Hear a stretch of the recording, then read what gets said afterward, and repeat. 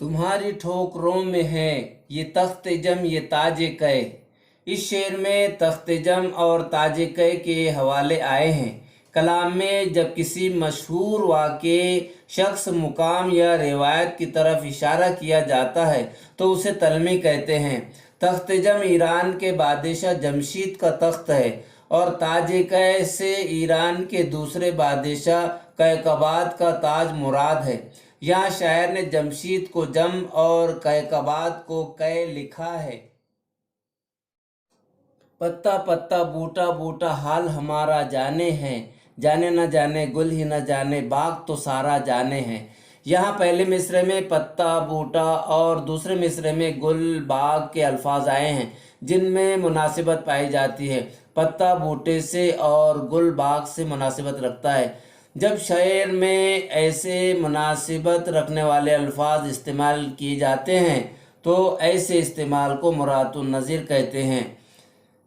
नहीं तेरे सिवा यहाँ कोई, मेज़बां तू है मेहमा तू है।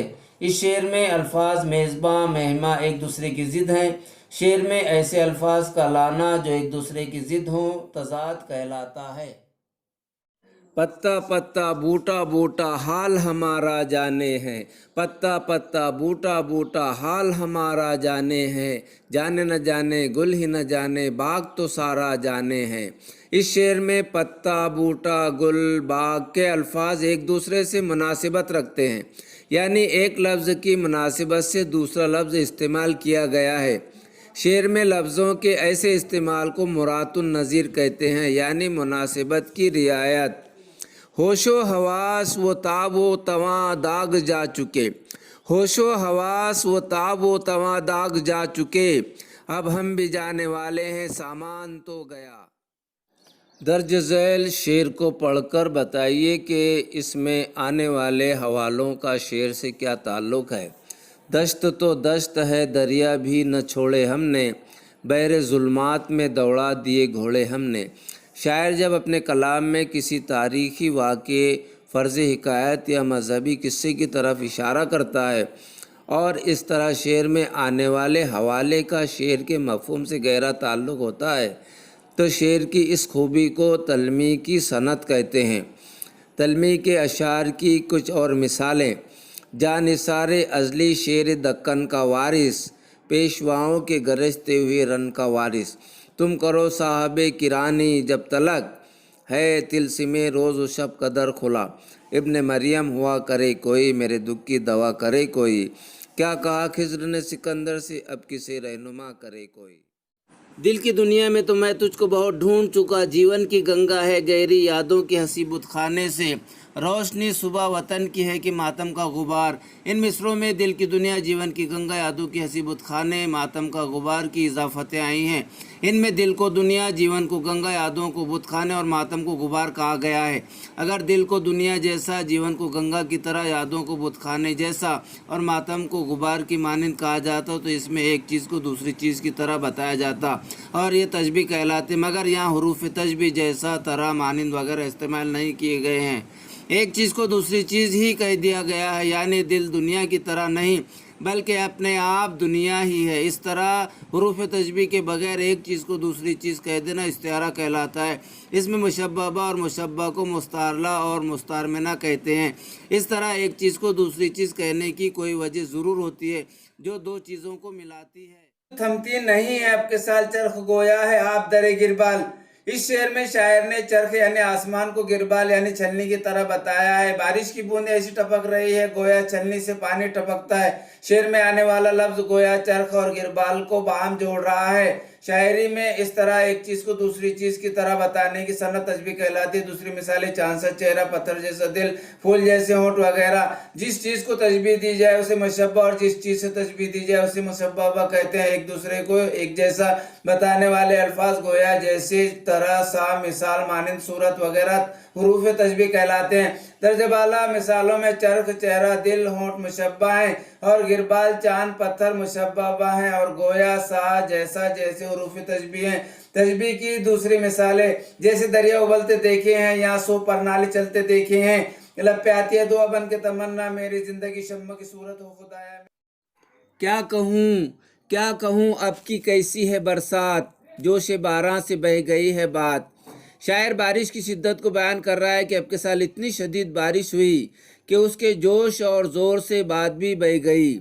بات کا بہنا ناممکن بات ہے، مگر شاعر نے اسے بھی بارش کے طوفان میں بہا دیا۔ شعر میں جب ایسی کوئی بات کہی جائے کہ اس کا واقع ہونا حقیقت سے پرے ہو تو اس صنعت کو مبالغہ کہا جاتا ہے۔ مبالغے کی دوسری مثالیں: کہنے پڑے قصیدے کہی جس کی چال پر، کچوا ہے وہ چڑھائی پہ ہرنی ہے ڈھال پر، مرغی کی طرح دھول پروں سے اڑائے ہے، 100 بار دن میں جیل کے رستے دکھائے ہے۔ کیا کہوں اب کی کیسی ہے برسات، بوند تھمتی نہیں ہے اب کے سال۔ یہاں اب کی اور اب کے اردو زبان کے روزمرہ میں اہمیت رکھتے ہیں۔ پہلی مثال میں دراصل اب کی برسات اور دوسری مثال میں اب کے سال کے فقرے ہیں۔ یہاں لفظ برسات مؤنث ہونے کی وجہ سے اس کے لیے حرف اضافت کی استعمال کیا گیا ہے۔ اسی طرح لفظ سال مذکر ہے، اس لیے اس کے ساتھ حرف اضافت کے لایا گیا ہے۔ اس نظم میں شاعر نے بارش سے پیدا ہونے والے مسائل کا ذکر کیا ہے۔